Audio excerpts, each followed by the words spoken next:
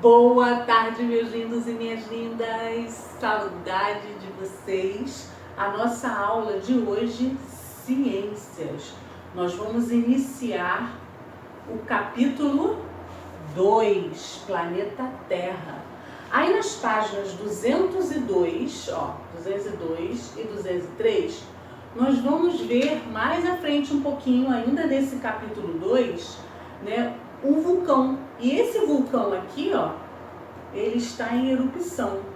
Então, mais à frente a gente vai falar sobre vulcões, terremotos, mas hoje nós vamos falar sobre, a estrutura do planeta Terra, que é uma camada, muito fina da superfície terrestre, do solo, dos oceanos, que a gente não imagina quanta beleza que existe no interior da Terra. Então, aqui na 204, a gente fala dessa estrutura da Terra. O livro ele te dá aí uma opção de filme, o filme de 2003, o Núcleo, Missão ao Centro da Terra. É uma obra de ficção científica, na qual um grupo de cientistas, muito curiosos, porque cientista é curioso, inteligente, e o que eles fazem? Eles enviam ao centro da Terra para resolver um problema que está acontecendo. E entre tantas essas viagens, o ser humano ele faz várias viagens, mas que até hoje ele não pôde chegar ao centro da Terra. Por quê? Nos espaços que a gente vê aí nas estruturas, nós sabemos que a Terra ela é composta principalmente, por quê? Por rochas sólidas, e derretidas. E que esse material está organizado basicamente em 3 camadas, que nós vamos ver aí na página 205, Como eu falei, aqui na 205 a gente fala da crosta terrestre, A crosta terrestre a gente começa com uma das estruturas da Terra. Aqui você tem a crosta terrestre, que é dividida em oceânica e continental, porque oceânica e continental nós temos o manto e o núcleo, Aqui na crosta terrestre a gente fala onde vivem quem? Nós, os seres vivos, os seres humanos, A maior profundidade que o ser humano conseguiu perfurar na crosta terrestre foi cerca de 12 quilômetros. Isso aconteceu na década de 70, lá na Rússia. Aí, Rússia, a tia falou da Itália, A Itália, ela fica aqui na Europa, ela tem a formazinha aqui de uma bota. Depois a tia mostra melhor para vocês. Esse aqui é o planisfério do mundo, é um mapa do planisfério do mundo inteiro. Então aqui a gente vê a Itália, que a tia abriu no capítulo 2, não falou que o vulcão em erupção na Itália? Então a Itália está aqui, bem pequenininha, onde está o dedo indicador da tia. Já a Rússia, que a tia fala agora, é grande, tá? É um país grande, essa parte laranja toda aqui, tá? Então isso aconteceu na Rússia, e aí ela pode ser, a crosta terrestre, ela vai ser dividida, por continental, como eu falei, que é uma porção, que forma o quê? Um assoalho dos oceanos. E a espessura varia de média de 5 a 10 quilômetros. Já a Oceania, aqui a Oceania, essa aqui que eu falei agora é continental. E a Oceania é uma porção que forma o quê? Os continentes. e a espessura, em média, né, varia de 30 a 80 quilômetros. Aí a gente fala da próxima, que é o manto, ó. O manto é essa parte toda aqui, que fica abaixo da crosta terrestre. Tem cerca de 2.900 quilômetros de espessura. Né? Parte das rochas se encontra parcialmente derretida por causa da pressão e das temperaturas elevadas aí no manto, tá? Abaixo aqui, a gente vê o núcleo. No manto, gente, é por isso que ocorre, como eu falei, que a gente vai ver mais à frente, os terremotos, né? Os vulcões, os terremotos, os vulcões. E aqui no núcleo é uma camada mais interna e central da Terra, ó. Essa parte, esse laranja aqui mais escuro. Isso aqui tá mais para um creme, um amarelo, né? E esse aqui um laranja. Então aqui, cerca de 7.000 quilômetros de diâmetro, não é de quilômetro, diâmetro.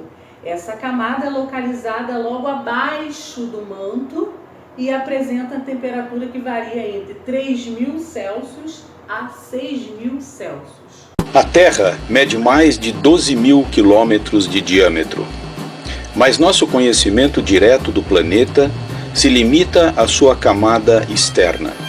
De fato, até agora, nenhum furo estendeu-se mais do que 15 quilômetros de profundidade.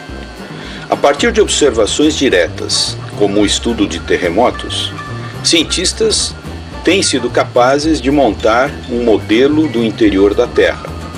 A camada externa, composta de rocha sólida, é chamada de crosta. Com uma profundidade de 10 a 70 quilômetros, a crosta é muito fina na escala geral da Terra. Ela se apoia no manto, que toma 80% do volume do planeta. A parte superior do manto é rígida, enquanto que mais profundamente a rocha é parcialmente líquida, com temperaturas que vão até 3.000 graus centígrados. O centro da Terra é chamado de núcleo. É uma região extremamente densa, composta principalmente de metais, com temperaturas acima de 6.000 graus centígrados.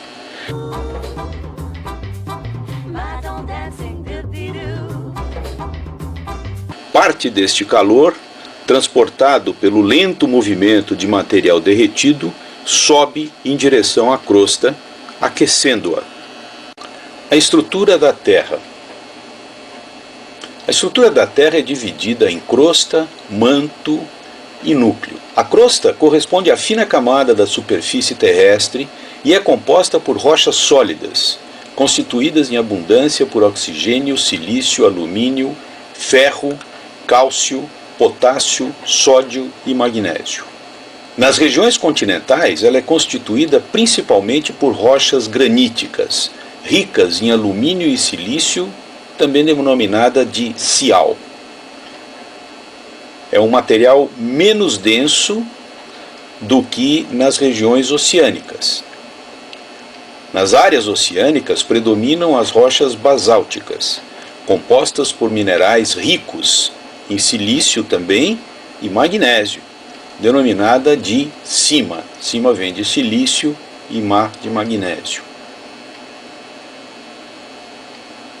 A parte superior do manto e a crosta, que vem depois, constituem a litosfera, a camada externa rígida, que varia de 70 a 100 km de profundidade nos oceanos e de 100 a 150 km de profundidade nas regiões continentais. A astenosfera, que é basicamente constituída pelo manto, tem uma espessura de 2.900 quilômetros. Asteno, em grego, significa fraco, ou seja, a camada superior da Terra é a camada mais fraca, que é onde a gente mora, e onde a gente vive, e onde a gente faz tudo o que a gente faz, é a camada mais fraca, que é a astenosfera.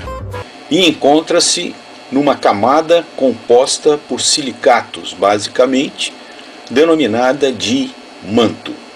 No manto encontra-se o magma, que é rocha fundida, constituída também por silício e magnésio, como no cima.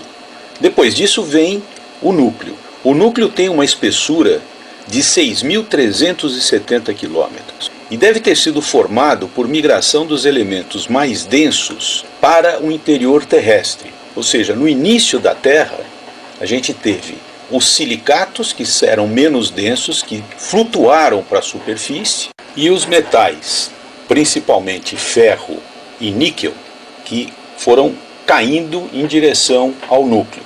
Isso por causa da diferença de densidade. Estudos da composição de meteoritos e do comportamento das ligas metálicas a altas pressões e temperaturas têm fornecido importantes indicações sobre a provável composição e comportamento dessa região. O núcleo terrestre tem uma parte externa, que é líquida ou fluida, e uma parte interna, que é sólida. E ele tem uma temperatura muito, muito alta, de até 6.000 graus centígrados, que é a temperatura do exterior do Sol. Essa parte interna, então, do núcleo é constituída de ferro, praticamente 90%, níquel, um pouquinho menos de 10%, e pequenas quantidades de silício, enxofre e oxigênio. Já aí na página 206 nós vamos falar de usinas geotérmicas, né? Aqui no Brasil nós utilizamos o que? As forças das águas, das usinas hidrelétricas, né? Para quê? Para que nós tenhamos luz elétrica. Então a gente usa a energia elétrica, né, todos os dias, né, ligando uma TV, usando um computador, um ventilador, quem tem ar-condicionado, no calor, né? E outras coisas, máquina de lavar, ferro. Já nos Estados Unidos e na Islândia, como a gente vê aqui na imagem, ó, na Islândia, não acontece assim, né? Em alguns países também, não quer dizer que é só Estados Unidos e Islândia. Aqui o módulo te deu o exemplo dos Estados Unidos e da Islândia.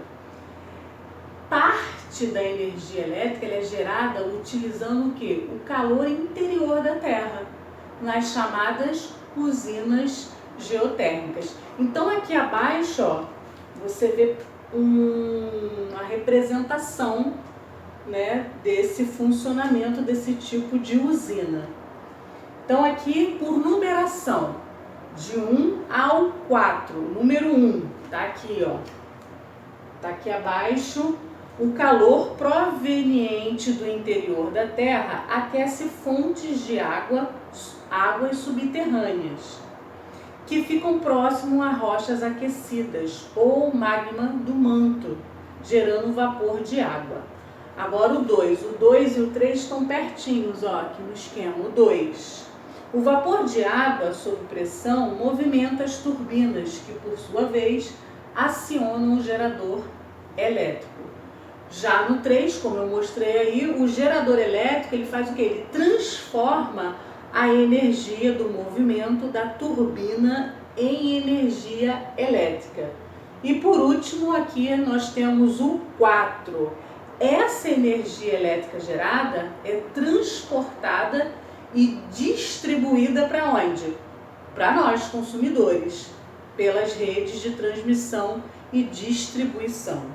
A geração de energia elétrica nesse tipo de usina não queima combustíveis fósseis, como o carvão. Por isso, não libera gases nos poluentes da atmosfera. Tá? Então a tia vai deixar aí atividades para vocês fixarem esse conteúdo. Qualquer dúvida, vai lá no privado da tia Joelma. Lembrando que as atividades vão ser divididas no caderno de ciências, com o cabeçalho e no módulo. Tanto que a página 207 você faz um pouco no caderno e um pouco no módulo. A 208 no módulo 1, tá bom? Um beijão, fiquem com Deus e se cuidem!